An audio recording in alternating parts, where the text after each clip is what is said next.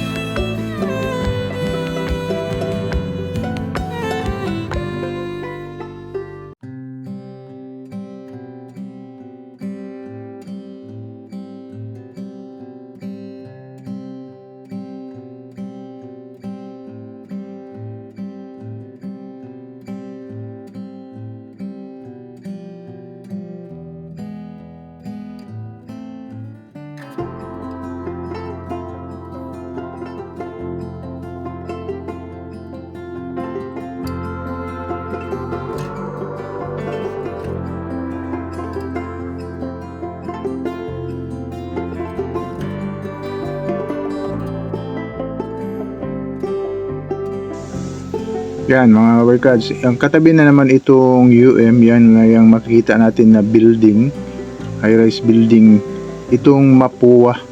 Yan na bago lang ito sa eskwelahan dito sa Davao City. Yan no, katabi-tabi lang sila dito, itong itong Mapua. At ang katabi pa nito ng PUA, itong NCC Mall na kabubukas lang ng grocery nila, itong supermarket.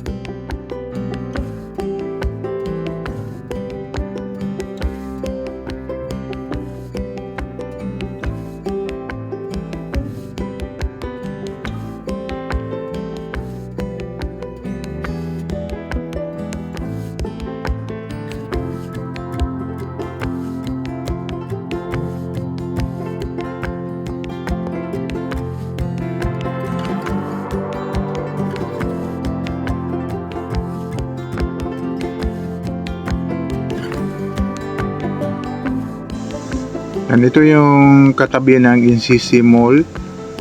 Ito naman yung SNR. Yan o. Ang SNR is more in solar lights pala dito. Yan, kita niyo yung mga bubong nila. At itong katabi nila, itong Alorica, na isa ding high-rise building dito, na isang call center na building. Yan o, napakaganda yung Alorica na call center building. At itong katabi nila mga kabarkads, isang bagong nagbukas lang na hospital, yan o. Siguro, iwan ko kung sinong may-ari nito o kuwan pala ito ng Alorica. Itong bagong hospital, yan o, nagbukas. Yan, ito yung development dito sa Matina, MAA. Yan, marami talagang development dito sa area na ito, na ngayong bibong-bibo na. Yan, ito yung MAA, Matina Development dito sa Davao City.